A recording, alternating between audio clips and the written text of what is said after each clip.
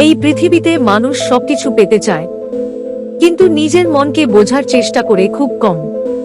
শ্রীকৃষ্ণ বলেন, যে নিজের মনকে জয় করতে পারে সে পুরো জগৎকে জয় করতে পারে। মানুষ ভাবে সুখ টাকা পয়সায়, কিন্তু প্রকৃত সুখ লুকিয়ে আছে সন্তুষ্টিতে।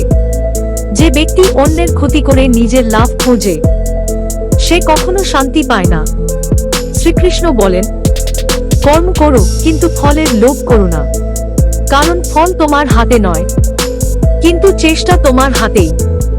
জীবনে দুঃখ এলে ভেঙে পড়ো না, কারণ দুঃখী মানুষকে শক্ত করে তোলে।